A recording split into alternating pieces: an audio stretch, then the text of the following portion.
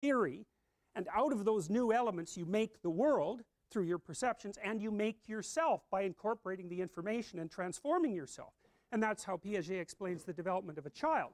The child starts out with some reflexes, basic reflexes, and manifesting the reflexes produces results in the world, and then the child has to reorganize its perceptions to take into account the transformations, and so then it gets a little more sophisticated, and then it can do a few more things, and then it can manifest more changes in the world, and then it tracks them and modifies its perceptions and actions to account for them, and it just keeps doing that, and that's how the child boots itself up like a computer does.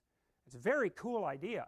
And so from the Piagetian stance, so it's a constructivist stance, you could think of the world as a latent pool of information. It's something like that, with a structure obviously that you can interact with your little fingers and your body and your mind and your eyes and your mouth, and you make changes happen, and you track them, and you model them, and you build your skills, and as you continue to do that in the safety of your house, initially under the care of your parents who fill in where you're ignorant, you just emerge more and more competent and confident and ready to move ahead. So that's how the constructivist idea works. And so there's kind of a chaos idea at the bottom of that, which is that out of which you emerge and the world emerges at the same time.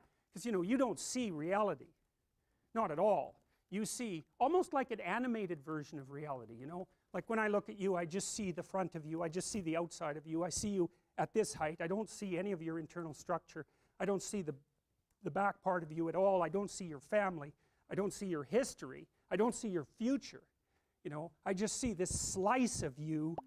You're so complicated. I just see this little, like, oversimplified slice of you right now, and I think that's the reality. And it's sort of the reality, the way that a Simpsons character is you. It's sort of like you, and it's enough so that you can watch the story, but the real you, man, God only knows what that is. And that's a Jungian idea, that the real you is something that radically transcends your perception of yourself or your conception of yourself, and that you get to that higher you, at least in part, by going into the darkest place. And so it's a hell of an idea, man. It's really, but it's the old idea of initiation. It's as old as time, that idea. And there's something to it, and we definitely recreate it in psychotherapy. Like, this isn't an airy theory. It's quite the contrary, because what you do as a psychologist, always, a behaviorist, say that the most logical, clinical type of psychologist, a behaviorist is an initiatory shaman, even though he or she doesn't know it, because what they do is they say, okay, well, let's take a look at your life. Like, okay, you got a bunch of problems, and they're like massive dragons, and you're just like, you're not going anywhere with those problems. You're just cowering in the corner. And what the behavior therapist does is cut that dragon into those little dwarfs until the dwarfs are small enough so that you can really kick the hell out of them. And by the way they do that is they take the problem and they decompose it into elements that are small enough that you have a reasonable probability of mastering them. So you take the problem apart into its micro problems, careful analytic process, and then you think, okay, well, how could we progress a little bit this week? And some of that is to practice facing things you're afraid of. So like if you're agoraphobic and you can't get on an elevator, you can't get on a taxi, and you can't stand up to your husband, and I'm saying husband because most agoraphobics are women, most of them are middle-aged women, and most of them were too dependent for most of their life. So that's a monster. It's like society, husband, elevator, taxi, subway. It's a monster, and it's that place you will not go. And that's because you feel this high and everything else looks this big. And partly that's because you've run away, and when you run away from something, it grows and chases you, which is, well, it's exactly what happens to a prey animal, man. If you go in the woods and you find a bear, especially a grizzly, well, you're in real trouble if it's a grizzly. But if it's a black bear, generally speaking, if you stand your ground and make a hell of a lot of noise, that thing will leave you alone. But if you run, well, what's it supposed to think? It eats things that run from it. So that's exactly where that idea come from. You turn tail and run, and then the thing that you're afraid of is really a monster, and it's going to like get you and eat you. It's like, well, that's true psychologically as well. And the same circuits that we used to when we were, out in the forest, even in trees, the same circuits that we used to parse up the world then into safe territory and place where the predators loom is the way we parse up the world now, which is safe territory and the place where the predators loom. It's just become abstracted, way up, abstracted way up. So, but it's the same damn circuits. We know this. Like the same circuits you use to forage for information, which is dopaminergic circuit, is the circuit that squirrels use to forage for nuts. And you think, well, why? Well, it's because there's no difference between information and food. Like you trade information for food all the time. That's what you're doing when you're working, especially if you're working on a computer. So the idea that there's an equation between information and food, it's like, well, obviously there's an equation between them. So of course you'd use the same circuits. And I mean, the damn squirrel has to remember where the nuts are. And so for him, information is food even. So and what happened to human beings is that we started thinking, hey, maybe it's better to go after information than it is to go after food. Because going after information produces more food than just going after food. And so that was a pretty damn smart idea, and so we're still doing that. So anyways, this is what you're supposed to be doing. And so, and this is what behavior therapists do. They decompose your problems. What are you afraid of? Well, okay, you're afraid of everything. Well, let's get something specific you're afraid of. Well, I'm afraid of an elevator. Okay, an elevator. So I have a client, she's afraid of elevators. The elevator door opens, she goes, that's a tomb. And I thought, oh, wow, I thought it was an elevator. But for you, it's not a bloody elevator. It's death. And so that's what you're afraid of. It's worse than that. You're afraid of being trapped inside there in the dark, alone, not knowing if anyone is going to rescue you, stuck there with your damn imagination, freaking out. It's like, and if that's not, and then maybe you have a heart attack because you're so terrified and you die. It's like, you know, so that's the elevator. Well, it's no bloody wonder no one's going to get into something like that. And then maybe underneath that is your distrust in the mechanisms of society, right? Because, you know, a normal person, those weird creatures, they'll get an elevator, what the hell, they don't care. And partly it's because they have an implicit belief, even if the thing stops, somebody will come along and rescue them. And usually you don't even think about it, right? It's like, oh, what the hell, it's an elevator. It's like, the danger is invisible to you. And it's partly because you implicitly trust the structure. And so maybe you go into the unconscious presuppositions of the person who is terrified of the elevator and the subways, and you find out they have a real problem with trusting authority, and that's partly why they don't get along with their husband and why they've never been able to stand up for themselves.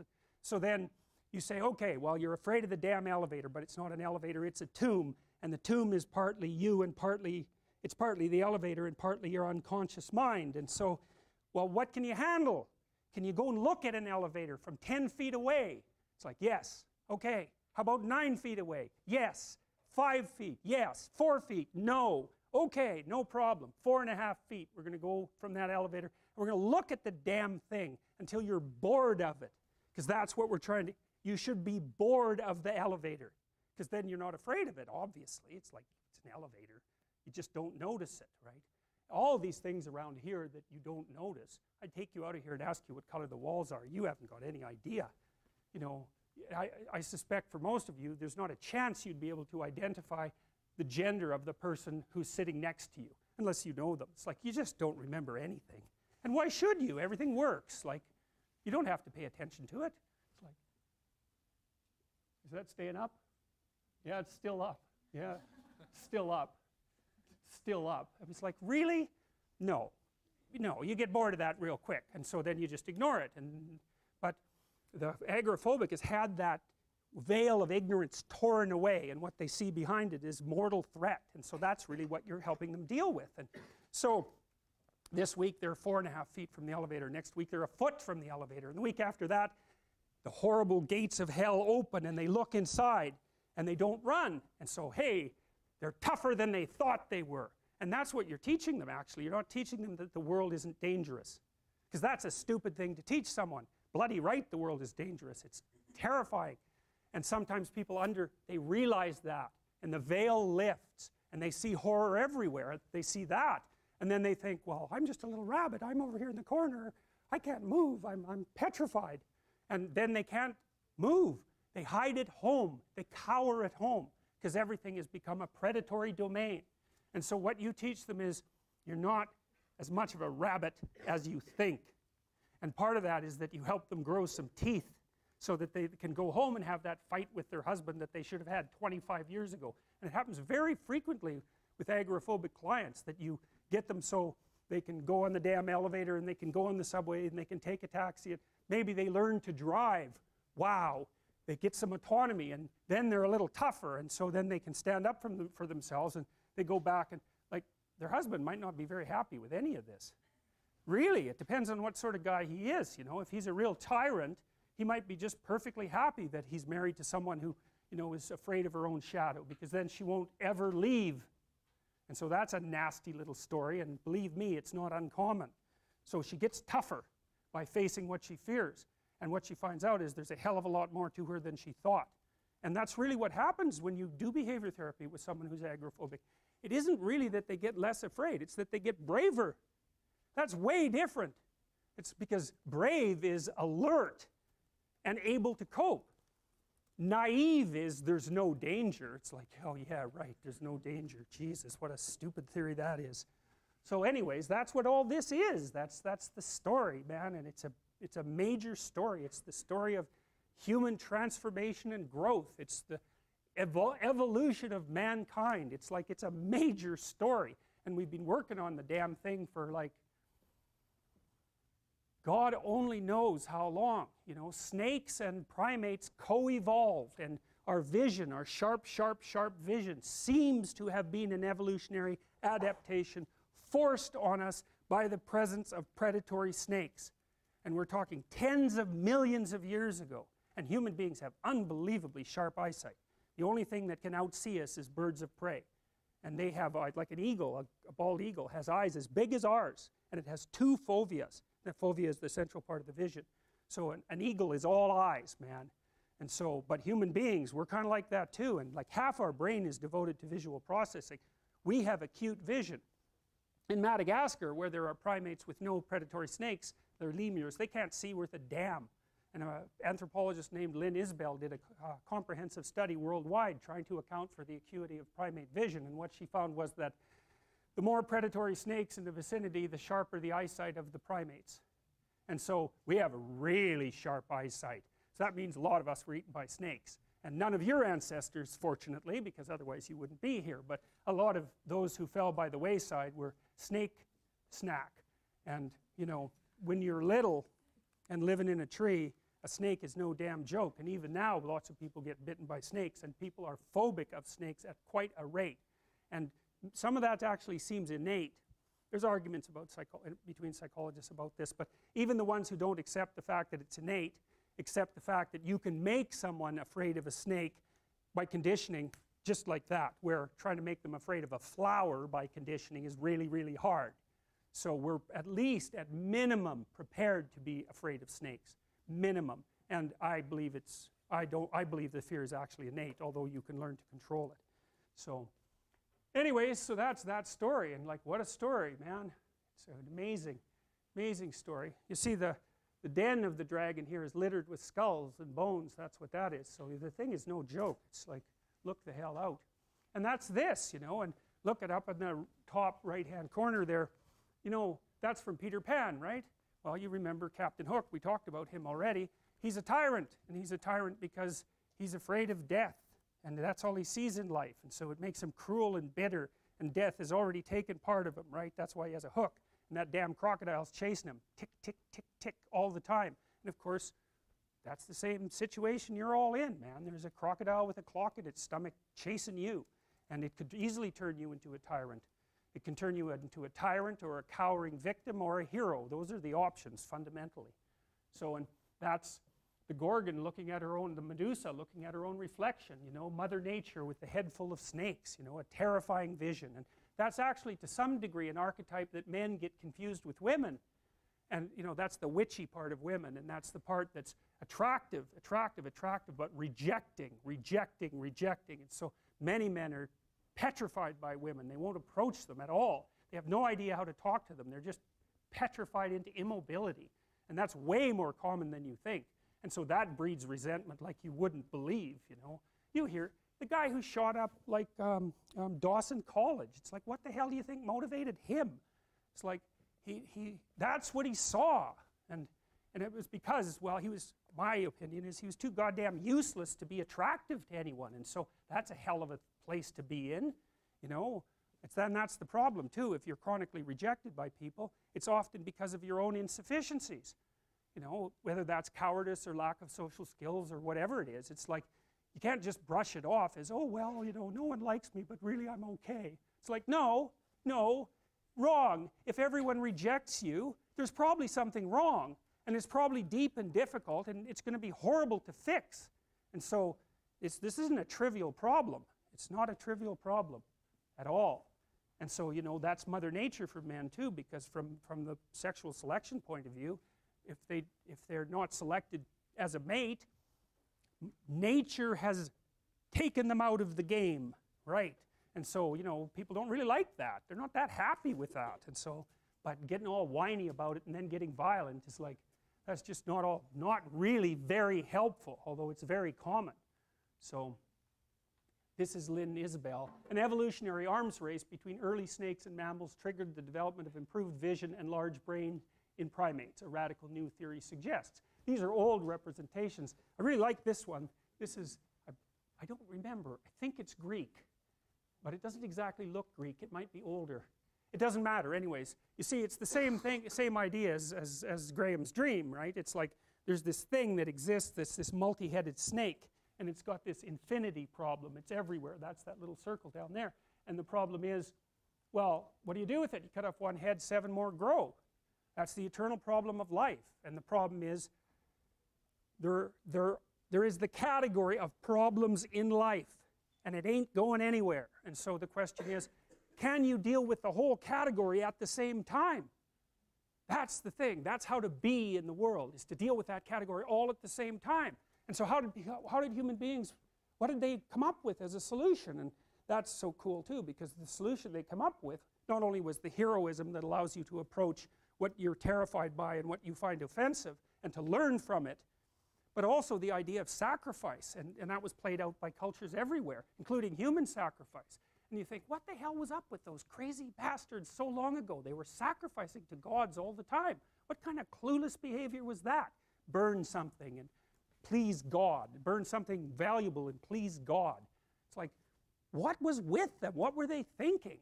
Well, they weren't stupid, those people. If they were stupid, we wouldn't be here. They were not stupid, and believe me, they lived under a lot harsher conditions than we do. So those were some tough people, man. You know, back then you'd last about 15 minutes, and so you don't want to be thinking of your ancestors as stupid. Like, there's no real evidence that we're much different cognitively than we were 150,000 years ago. So anyways, sacrifice. What does that mean, sacrifice? Well, it's a discovery, man. It's the discovery of the future. It's like the future is actually the place where there is threat, and it's always going to be there. So what do? You make sacrifices in the present so that the future is better. Right. Everyone does that. That's what you're doing right now. That's what you're doing here. That's what your parents are doing when they pay money to send you to university. They think, you can bargain with reality. It's amazing. You can bargain with reality. You can forestall gratification now, and it'll pay off at a place and time that doesn't even exist yet. It's like, who would have believed that? It's like, that's a miracle that that occurs. And it's not like people just figured that out overnight. You know, we were chimps, for Christ's sake. Like, how are we going to come up with an idea like that? Well, it's like, well, we thought about it for 7 million years. And, you know, we got to the point where we could kind of act it out. But we didn't know what we were doing. But it emerged as like a dream. So the terror of the future is a dream. And the solution to the dream of the terror of the future is another dream. And it comes out in mythology and in fantasy and in drama, where you act out the sacrifice. And then it's a step on the way to full understanding. So we can say sacrifice now instead of doing it, you know, although we still do it. It's just not concretized like it used to be. We do it abstractly. And we all have faith that it will work, you know, and we also set up our societies so that it'll work. And one thing about, you know, I'm not a fan of moral relativism for a variety of reasons. partly because I think it's an extreme form of cowardice. But anyways, apart from that, no. There's minimal ways that you can set up a society that will work. And so one of them is that the society has to be set up so that your sacrifices will pay off, or you won't work, and then the society will die. And so it has to make promises. People have to make promises to one another. And that's what money is. Money is a promise that your sacrifice will pay off in the future. That's what money is. And so if the society is stable, you can store up your work right now.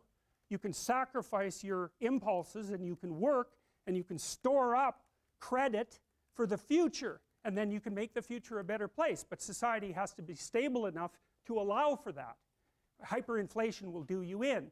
So the promise that's implicit in the currency is the promise that what you're doing now will pay off in the future. And if people don't have that promise, then, well, we know what they do. Because in gangs, for example, in, say, gangs in North America, the time horizon of the gang members shrinks rapidly because they don't really expect to be alive much past 21. And so they get really impulsive and violent, and like, why the hell not? That's what you do when the future doesn't matter, when it's not real. You default back to living in the moment, and you take what you can get right now. And no wonder, because you don't know if you're going to be around in a year. And you get whatever you can while you can bloody well get it. And that's like anarchy, that state. And so you don't want to live in, some people like to live in that state because they're really wired for that, you know. And so they're much more comfortable in those conditions. They're kind of like warrior types, I would say, in some sense. But, you know, for most people, that's just, well, that stress will just do you in, you know, the stress of a life like that. So that's a pretty horrible picture, the one on the right, I think. And, you know, it's a creepy picture. And don't you think? Doesn't it? Seems like a creepy picture to me. Yeah, and so that's Quetzalcoatl, if I remember correctly, who was an Aztec dragon god. And that's the eye of Horus, by the way, this little thing here. And see, the Egyptians, they worshiped the eye. Yeah, well, that's cool, because, well, why did they worship the eye? Well, wake the hell up and look at the world. That's your salvation, to do that. Pay bloody attention, especially to the things you don't want to pay attention to. And use your vision. Have some vision. And you can use your vision to see into the future. And that's your redemption. And the Egyptians, they didn't know how to say that, but they knew how to represent it. And that's how they represented it. Like, the pupil on that is completely open, completely dilated. And that's a god as far as the Egyptians were concerned. It's Horus, and I'll tell you Horus' story at some point. So, early primates developed a better eye for color, detail, and movement, and the ability to see in 3 dimensions. Traits that are important for detecting threats at close range. Humans are descended from these same primates. All right. So, now, the initiation. Well, when you go into psychotherapy, or when you make any supreme moral effort, which is roughly the same thing, you have to confront that which you do not know. Now, I mentioned the pre-cosmogonic chaos and the idea that at the end of Jung's life, he sort of thought of the unconscious and the world as the same. And you think, what the hell does that mean? But here's what it means. So let's say you're in a long-term intimate relationship and you get betrayed. Okay, so what is it that you see when you see your partner at the moment you know of the betrayal? Well, you see the pre-cosmogonic chaos. And here's why. Well, it rattles your unconscious up because you don't know anything anymore. You don't know what the past was, right? You don't know what it was.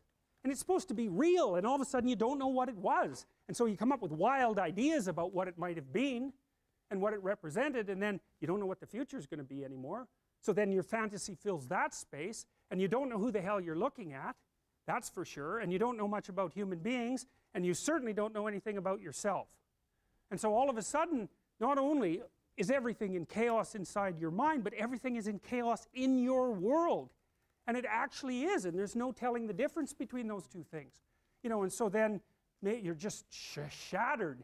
And so then you go talk to a therapist for like 2 years, and you think, well, what happened? What was the reality? And the reality is, because who knows what the reality was, like, but as far as you're concerned, the reality is, I better represent this properly in my head. I better figure out who I was, who that person was, what we did together, and what it meant, because I do not want this to happen again.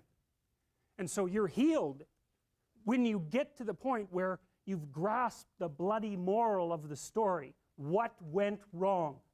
And how can I not have that happen again? Because that's the purpose of learning, right? That's the purpose of memory. It's to prepare you for the future.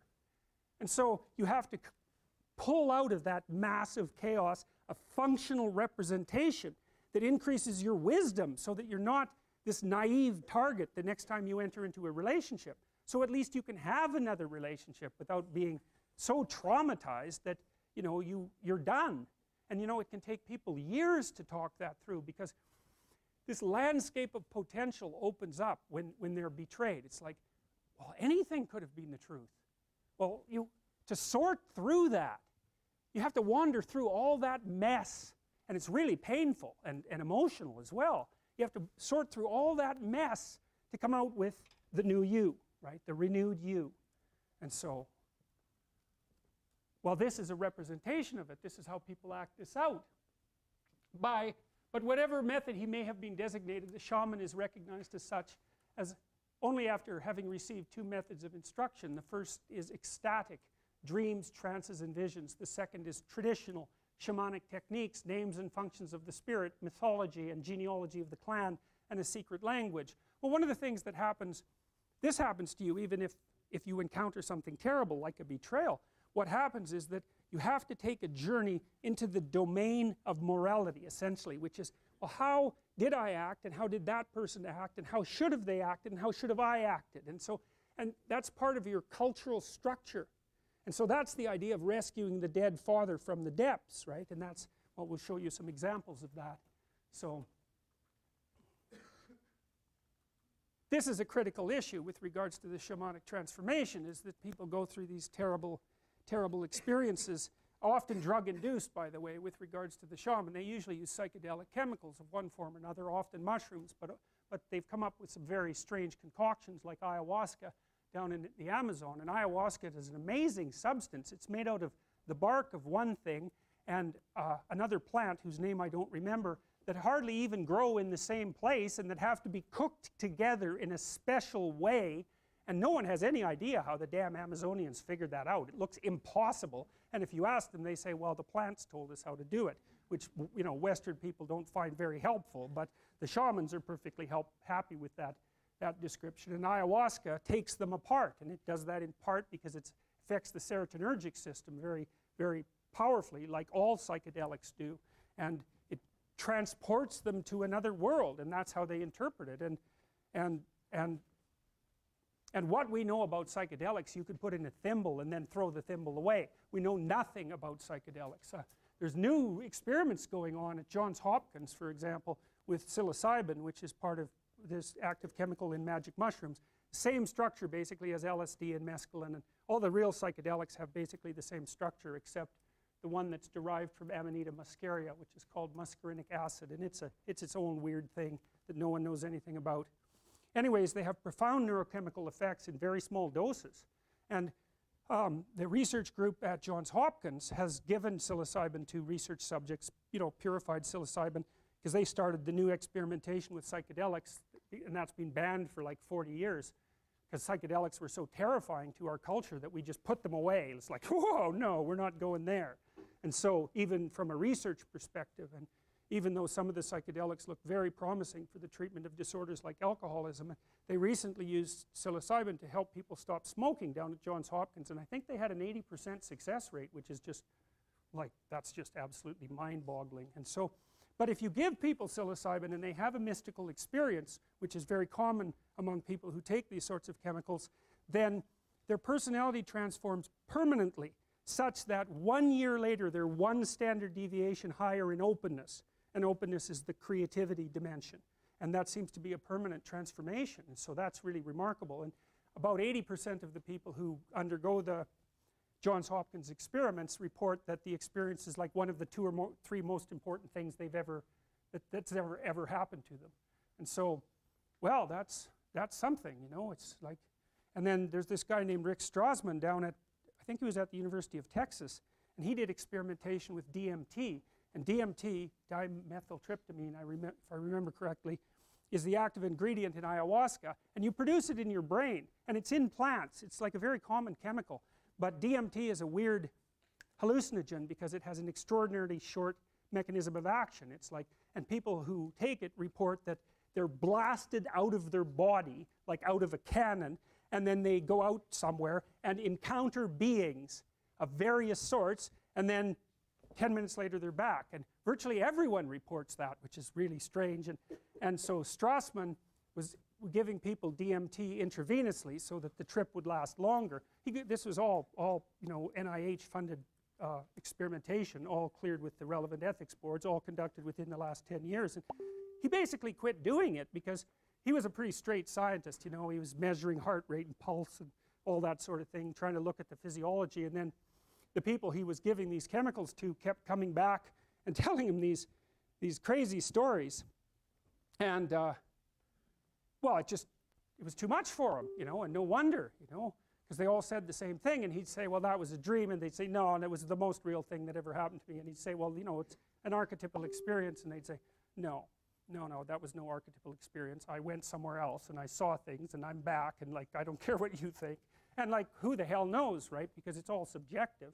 But the weird thing about it is that everyone's reporting the same thing. How the hell do you account for that? And then the shaman, you know, when they take these psychedelic chemicals, they basically say the same thing. They say, well, first of all, it more or less killed me. That's this. You know, I dissolved to a skeleton, and then I climbed the tree that unites heaven and earth, and I went into the realm of the gods, and they gave me some information, and I'm back. It's like, okay, well, you know, we don't really know what to make of that. And certainly that's what Eliade describes when he describes the shamanic procession, not the shamanic initiation. And you know, there's dissolution to a skeleton first, and then like a death, a symbolic death, or experienced as an actual death, and then bang, up into the realm of the gods, and then they come back. It's a very old idea, and that's a medieval representation of the tunnel that people travel through at the end of their life to, you know, to find the light, which is a very common near-death experience report, and people don't have any idea what the hell to do with those reports, except say, well, it's the paroxysms of the dying brain, which you'd expect to be a hell of a lot more random, in my opinion. And the idea is there's a rebirth after that. And you know, here, this is the Scandinavian representation of that tree that unites earth with heaven. And so there's the Scandinavian representation. It has a snakes down here eating it. And then that's the Amazonian representation. It's like, how the hell do you account for that? I mean, those pictures are so similar that it's beyond belief. Well, you know, we lived in trees for a long time. A long, long, long, long time. Millions of years. And there were lots of snakes around them.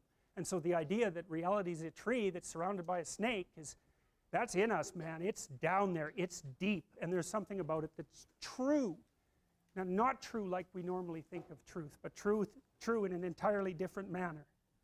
So, and all that's pretty damn strange. We'll stop with this. My son drew this when he was 7 years old. It blew me away, man. I thought it was so cool, so I had it laminated. And so, here is what it is. On the right-hand side, that's order. It's like the yin-yang thing. That's order. Left side, chaos, right? And those are all mushroom houses, which I thought was amazing. And then there's this river that runs right down the middle, like the line for order and chaos. And then there's this tree that goes up to heaven, and that's heaven up there. It's like there's St. Peter, there's the pearly gates, there's the clouds. It's like, he never went to church, you know. It's like, what the hell? And then there's a little bug there that goes up and down from heaven to earth, and that was him. And I thought, he had a very organized psyche, that kid. He was a very, very stable kid, and still is. And he drew that, and I thought, Jesus, that's just bloody well unbelievable. And I still think that when I look at it. And that's a great example of an archetype. And so we'll see you Tuesday.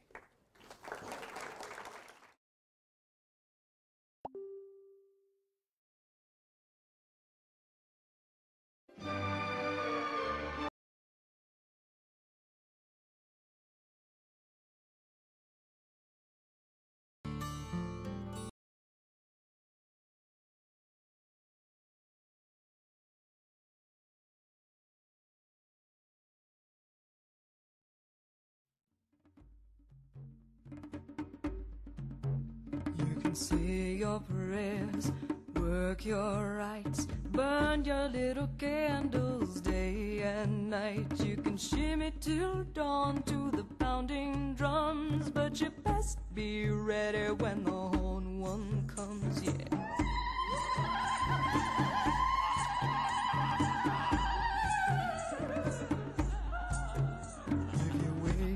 Sound of a hunting horn, you dance a ring in the gathering storm. If the solstice time, get your panties in a wad. It's just the coming of the horn god. He will call you out, make you sweat, give you a blessing that you'll never forget. So revel in the chase and let your heartbeat run. Blessed are the children of the horned one. Blessed are the children of the horned one. Hey, hunter who tracks outside of time, guardian lord of ancient rhyme, brother stag in the musky glen, consort of the goddess in her woodland den. We call you forth as we make our way, walking in your power every day. Guide us true in our hunt this night, and maybe even later in the great ride. He will call you out, make you sweat, give you a blessing that you'll never forget. So revel in the chase and let your heartbeat run. Blessed are the children of the horned one. Blessed are the children of the horned one. To the sound of a hunting horn.